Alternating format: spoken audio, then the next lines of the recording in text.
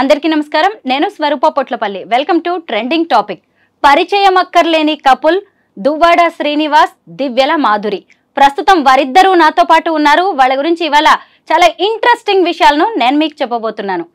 నమస్తే మాధురి గారు. నమస్తే అండి. నమస్తే శ్రీనివాస్ గారు. బాగున్నానండి. నేను ఇప్పటికీ మీ ఇంటర్వ్యూస్, మీ వీడియోస్ చాలా చూశాను. బట్ ఇంత తొందరగా మిమ్మల్ని ఇంటర్వ్యూ చేసే ఛాన్స్ నాకు వస్తుంది అనుకోలేదు. ఇవాళ మాత్రం చాలా విషయాలు అడగాలనుకుంటున్నానండి. పర్వాలేదా? ముందుగా ఇక్కడి నుంచి స్టార్ట్ చేస్తాను.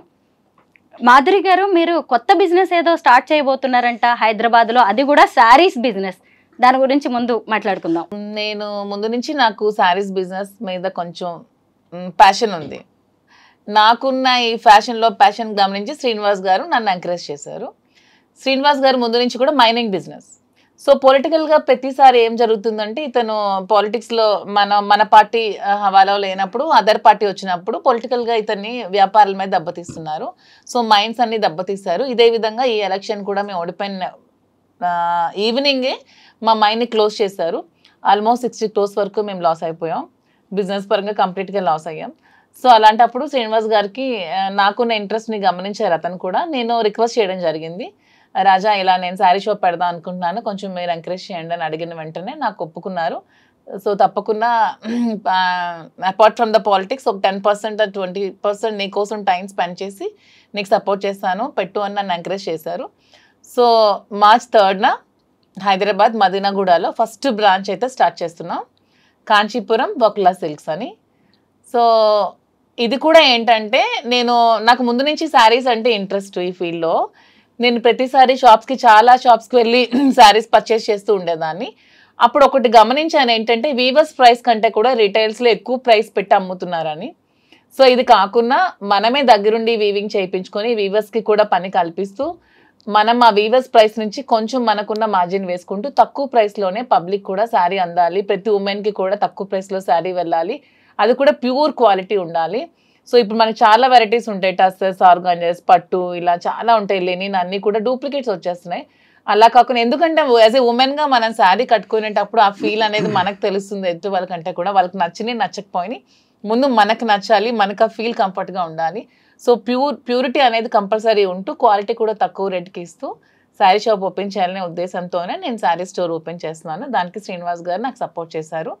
దాని పేరు కాంచీపురం వకులా సిల్క్స్ అని మేము పెట్టుకున్నాం. అయితే మాలాంటి మిడిల్ క్లాస్ విమెన్ కూడా వచ్చి షాపింగ్ చేయొచ్చు అన్నమాట. ష్యూర్, మిడిల్ క్లాసే కాదు, బిలో మిడిల్ క్లాస్ కూడా వచ్చి చక్కగా మాధురి మేడం దగ్గరకు వచ్చాము, మేము వెళ్ళాము, మాకు తక్కువ ప్రైస్కి ఇంత మంచి క్వాలిటీ శారీ వచ్చిందని ఫీల్ అవుతూ కస్టమర్ ప్రతి ఒక్కరు కూడా వెళ్తారు.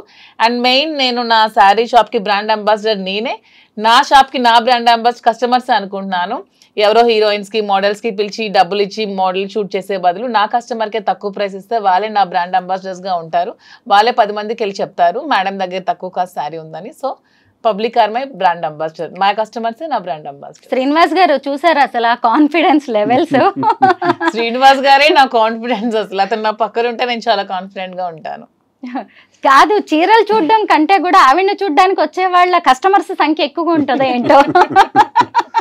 ఇప్పుడు మీరు మధ్యతరగతి అని అడిగారు కదా, మా కాన్సెప్ట్ కూడా ఏంటంటే సరసమైన ధర. ఇప్పుడు నేను చూస్తున్నాను, నాకైతే నాలెడ్జ్ లేదు ఈ సారీస్ మీద, పట్టు సిల్క్స్ మీద. తినుకున్నటువంటి ఎక్స్పీరియన్స్, ఆ ప్యాషన్ అన్నది ఎందుకు ఎక్స్పోజ్ చేయకూడదు, ఇది బిజినెస్లో ఎందుకు మనం 10 మందికి ఉపయోగపడకూడదు అనేది ఆలోచించి మగ్గాళ్ళ దగ్గరికి మేమే స్వయంగా వెళ్ళి ఒక 5-6 నెలలుగా ఈ ప్రాక్టీస్ చేస్తున్నాం. వారణాసి నుంచి ఇక్కడ బెంగళూరు వరకు చాలా ప్రాంతాల్లో, ముఖ్యమైన ప్రాంతాలన్నీ కంచి కానీ, ధర్మవరం కానీ, యాడికి కానీ, ఇలాంటి ప్రాంతాల్లో మగ్గాల వద్దకు వెళ్ళి వాళ్ళు నేస్తున్నటువంటి ఆ చీర, ఆ క్వాలిటీ ఏదైతే ఉందో దానికి సరైనటువంటి ధర వచ్చే విధంగా.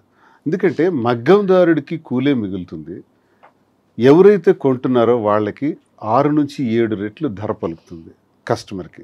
ఈ చీరల వ్యాపారంలో నష్టపోతున్న వాళ్ళు, 1 మగ్గందారుడు నేతన్న, 2 కస్టమర్. వీళ్ళకి న్యాయం చేయాలి. అందుకే నేను డైరెక్ట్ మగ్గందారుడి దగ్గరికి వెళ్ళి నీకు న్యాయంగా అయినటువంటి ధర ఇప్పిస్తాం కాబట్టి నువ్వు అవన్నీ మాకు అందించని చెప్పడం జరిగింది. వాళ్ళు అవన్నీ కూడా మగ్గాల ద్వారా చాలా సేకరించుతాను. నేనేం చెప్తున్నానంటే, నాణ్యత ప్రాధాన్యత, నాణ్యతే మా ప్రామాణికం. Quality is our predominance. దీనిని ఎప్పుడూ కూడా మనం మైండ్ నుంచి తీయకూడదు. ఎందుకంటే వ్యాపారం చేసిన తర్వాత వ్యాపారం పెట్టినవాడు ఎవరో తెలుస్తుంది, వ్యాపారం ప్రారంభించిన తర్వాత ఎక్కడైనా సరే. మా పరిస్థితి ఏంటంటే ఈ వ్యాపారం ప్రారంభించక ముందే మేము ఎవరో తెలుసు, మా మీద ఎక్స్పెక్టేషన్స్ ఉంటాయి. ఈయన రాజకీయాలకు చెందిన వ్యక్తి కదా, ప్రజల పట్ల మరి వర్తకుల ఈ కస్టమర్స్ పట్ల ఏ విధమైనటువంటి బాధ్యతతో ఈయన ఈ వ్యాపారం చేయగలుగుతారు మాధురి కానీ శ్రీనివాస్ కానీ అనుకోవచ్చు. కాబట్టి వాళ్ళకి న్యాయం చేయాలి. మా దగ్గరకు వచ్చే కస్టమర్ ఇప్పుడు ఫర్ ఎగ్జాంపుల్ 50,000 రూపాయలకి మగ్గందారుడి దగ్గర కొంటే ఇక్కడ 3 లక్షల రూపాయలకు అమ్ముతున్నారు. ఎందుకు అంత ధరకు అమ్మాలి? అప్పుడు అక్కడ మీరు అన్నట్టు ఒక మధ్యతరగతి కుటుంబానికి చెందినటువంటి ఒక మహిళ వచ్చి ఆ చీరను కొనాలంటే 3 లక్షలు అని కొనలేకపోవచ్చు. కానీ మా ఉద్దేశం అది కాదు. ఆ 50,000 రూపాయల చీరనే ప్రాఫిట్స్ అలాగే మెయింటెనెన్స్ అన్నీ కలుపుకొని ఒక సరసమైన ధర, ఒక రీజనబుల్ ప్రైస్కి అంత కాస్ట్లీ చీర కూడా అందించాలి. ఏదైతే అంత ఖరీదు పెట్టి జూబ్లీ హిల్స్లో కొంటున్నారో అదే చీరని అదే జూబ్లీ హిల్స్లో కానీ అదే మదీనాగూడలో కానీ హైదరాబాద్లో ఎక్కడైనా సరే ఒక రీజనబుల్ ప్రైస్కి అందించాలి. కస్టమర్ అనేవాడు మన దగ్గరికి వచ్చాడంటే సంతృప్తితో అతను బిల్ పేమెంట్ చేయాలి. కళ్ళల్లో బాధ ఉండకూడదు, అరే నేను ఈ ప్రైస్ ఇంత ఎక్కువ ఇచ్చానే అన్న ఫీలింగ్ ఉండకూడదు. మనం వాళ్ళ సంతృప్తిని చూడాలి అన్నది మాకున్న ప్రజా సంబంధాల కారణంగానే ఈ అభిప్రాయం కూడా ఉంది మాకు. ఆ అభిప్రాయంతోనే బిజినెస్ చేయటం జరుగుతుంది తప్ప లాభాపేక్షతోని ఇందులో ఏదో సంపాదించేయాలని కాదు. అలా చేయాలనుకుంటే చాలా వ్యాపారాలు ఉంటాయి, ఇందులోకే రావాల్సిన పని లేదు. తనకున్న ప్యాషన్ పట్ల ఈ వ్యాపారం చేయటం పట్ల ఆమె ప్రతి స్త్రీకి తనకు ఒక అవగాహన ఉంది. పొట్టిగా ఉన్నారా, పొడవుగా ఉన్నారా, వీళ్ళు నలుపుగా ఉన్నారా, తెలుపుగా ఉన్నారా, ఎవరు ఎలా ఉన్నా నాతో చాలా మంచి మాటలు చెప్పింది. స్త్రీకి ఆభరణం చీర అని, ఆభరణాల కన్నా నిజమైన ఆభరణం చీర. ఆ చీర ఎలా ఉండాలి అన్నది సామాన్యులు, ఒక కవి కూడా చెప్పారు, సామాన్యుడైన కూలి పనికి వెళ్ళే స్త్రీ అయినా సరే ఎవరికైనా చీర ఇచ్చే అంత అందం ఏది ఇవ్వదు. కాబట్టి ఆ చీరని అందరికీ అనుకూలంగా ఉండేటట్టు ఏ చీరని తయారు చేసి పెడితే ఈ షాప్లో ఆ అందాన్ని తెచ్చిపెట్టగలం అన్నది ఒక పెద్ద స్టడీ చేసింది. స్టడీ చేసి ఇవన్నీ చేసింది. తన కష్టం ఎక్కువ, నేను బ్యాక్డ్రాప్లో ఆమెకు పూర్తిగా సపోర్ట్ ఇస్తున్నాను. ఈ బిజినెస్లో ఇక్కడ ఒక 6 బ్రాంచెస్ కింద డెవలప్ చేసి ఇంకా అలాగే విజయవాడ, రాజమండ్రి, కాకినాడ, విశాఖపట్నం, బెంగళూరు ఇలా విస్తరిద్దామని, దీంతోపాటు జ్యువెలరీ కూడా మనకి బాగా అనుభవం ఉంది, దానిలో కూడా స్టార్ట్ చేద్దామని ఈ రంగంలోకి దిగటం జరిగింది. అసలు మైనింగ్ బిజినెస్ ఎక్కడ, చీరల బిజినెస్ ఎక్కడ? చీరల గురించి మీరు ఎంత అద్భుతంగా చెప్తున్నారు. అదే నేను ఇప్పుడు అడగబోతున్నాను. యాక్చువల్ గా ఎందుకంటే స్త్రీకి నిజమైన ఆభరణం చీర అని నేను అంటూ ఉంటాను. సో శ్రీనివాస్ ఉమెన్ పొట్టిగా ఉన్నా, పొడుగ్గా ఉన్నా, నలుపుగా ఉన్నా, లావుగా ఉన్నా, ఎలా ఉన్నా ఉమెన్ అంటే అందం అంతే. ఈవిడేనా మిమ్మల్ని ఇలా మార్చేసింది? చీరల గురించి కూడా మాట్లాడేలాగా ఈవిడే కదా. ఇంతవరకు రాళ్ల గురించి మాట్లాడేవాడు, రాళ్ళు రప్పల గురించి మాట్లాడేవాడు. వరల్డ్ క్లాస్ మెటీరియల్ గ్రానైట్ లో నాకు మంచి పేరు ప్రఖ్యాతులు ఉండే ఐకాన్ బ్రౌన్ అని. ఎక్స్పోర్ట్స్ 20 years గా గ్రానైట్స్ ఎక్స్పోర్ట్స్ లోనే ఉన్నాను. వ్యాపారం గురించి తెలుసు, ఫైనాన్స్ అప్ అండ్ డౌన్స్ తెలుసు, ఇవన్నీ తెలుసును. కానీ దీని గురించి నాకు చీరల పట్ల అవగాహన లేదు.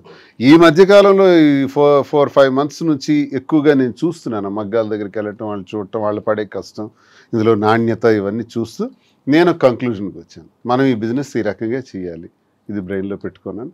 తప్పకుండా సక్సెస్ చేస్తాం, తప్పకుండా న్యాయమైన ధర, సరసమైన ధర వస్తుంది. దానికి నేను ఎప్పుడు కూడా ఆ విధంగా ఆలోచిస్తాను. వ్యాపారం విషయంలో చేద్దాం. ఇప్పుడు ఈ వ్యాపారం చేయకూడదని ఏముంది, ఇది నేరం కాదు. చాలామంది అంటుంటారు దువ్వాడ శ్రీనివాస్ ఆఖరికి ఇలా ఆలోచిస్తున్నాడా, పొలిటీషియన్, అగ్రెసివ్గా మాట్లాడే పొలిటీషియన్, ఎవరినైనా ప్రశ్నించేవాడు, ఎంత దీనిగా ఉండేవాడు. ఏం తప్పే ఉంది? మాధురి కోరికను వాలంటైన్స్ డే సందర్భంగా నాకు ఇది కోరిక ఉంది, నేను నా ఫ్యాషన్ పట్ల నాకున్న ఈ ప్యాషన్ని మీరు సహకరించండి అనేటప్పుడు నేను మాట ఇచ్చాను. తప్పకుండా తను ఈ బిజినెస్లో సక్సెస్ అవుతుంది. వచ్చే వాలంటైన్స్ డే నాటికి తప్పకుండా 6 branches ఫినిష్ అవుతాయి. ఇతర ఆంధ్రప్రదేశ్లో కూడా కొన్ని బ్రాంచెస్ వస్తాయి. ఒక విమెన్ ఎంటర్ప్రెన్యూర్గా ఒక మంచి ప్లాట్ఫామ్ మీద నిలబడుతుంది.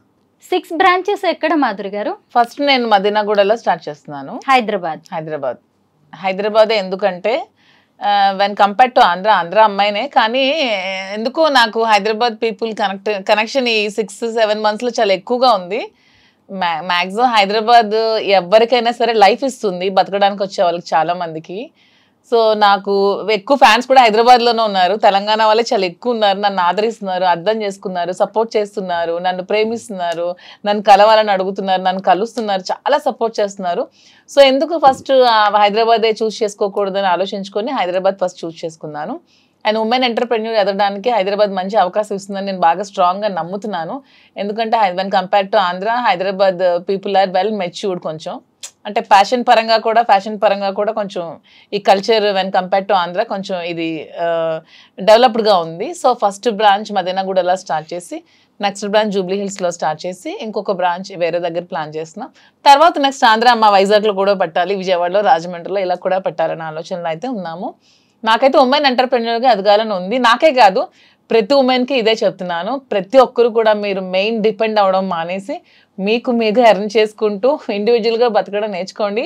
తర్వాత మీరు పెళ్ళిళ్ళు చేసుకుంటారో ఏం చేసుకుంటారో మీకు నచ్చిన బట్టి బతకండి, కానీ ఫస్ట్ అయితే మీరు ఇండిపెండెంట్గా బతకడం అయితే నేర్చుకోండి. ఎవరి మీద ఆధారపడకండి. నిజంగా మీ శారీస్ కలెక్షన్ చాలా బాగుంటుంది. Thank you. మీ సెలక్షన్ కూడా బాగుంటుందని దాన్ని చూస్తుంటేనే అర్థమవుతుంది. ఒకరోజు మీరు ఒక వీడియో చేశారు మీ యూట్యూబ్ ఛానల్. ఆ వీడియో కూడా నేను జస్ట్ 2 hours లో చేశాను. ఆ వీడియో నేను చాలా సర్ప్రైజ్ అయ్యాను. అంతా చూస్తే మీరు ఒకే రోజు చేసిన వీడియో లాగే అనిపించింది. వన్ డేలో 2 hours లో చేశాను. జస్ట్ 2 hours లో జస్ట్ చేశాను. అది శ్రీనివాస్ గారు జస్ట్ ఇలా బయటకి ఎక్కడికి వెళ్ళి వచ్చే లోపు 2 hours లో కంప్లీట్ చేశాను. యూట్యూబ్ వీడియోస్ కూడా ఎందుకు స్టార్ట్ చేశానంటే నాకు ముందు నుంచి కూడా పబ్లిక్ దగ్గర అవడం ఇష్టం. ఆ విధంగానే డాన్స్ స్కూల్ స్టార్ట్ చేశాను. పిల్లలకి డాన్స్ చెప్పడం, ఉమెన్ కి డాన్స్ చెప్పడం, ఎక్కువ నాకు గ్యాదరింగ్స్ ఉమెన్ తో ఎక్కువ క్రౌడీ పీపుల్ తో ఉండడం నాకు ముందు నుంచి ఇష్టం. ఆ విధంగానే పాలిటిక్స్ లోకి వచ్చాను. సో ఆ విధంగానే ఈ బిజినెస్ లోకి వస్తే మోర్ కనెక్టింగ్ పీపుల్ అవ్వచ్చు, బాగా ఉండొచ్చు అనే ఉద్దేశంతోనే మళ్ళీ ఈ బిజినెస్ కూడా స్టార్ట్ చేస్తాను. మీరు ఆల్రెడీ ఎంటర్ప్రెన్యూర్ కదా, ఆల్రెడీ బిజినెసెస్ ఉన్నాయి మీకు, పెట్రోల్ బంక్ లాంటివి. మరి వాటి సంగతి ఏంటి? మీరు ఇక్కడికి వచ్చేసి పెట్రోల్ బంక్ కూడా రన్ అవుతుంది. పెట్రోల్ బంక్ అంటే మనం ఎంతమందికి జాబ్ ఇవ్వచ్చు? Employment 3 or 4. ఇదే ఈ షాప్ లో నేను 50 మందికి, 60 మందికి, 100 మందికి, 1000 మందికి నేను ఎంప్లాయ్మెంట్ ఇవ్వచ్చు. నాకు హ్యాపీగా ఉంటుంది కదా. నేను ఒక 1000 మందికి నేను నా దగ్గర బ్రతుకుతున్నారంటే ఆ వచ్చే ఫీలింగ్ మజాయే వేరు.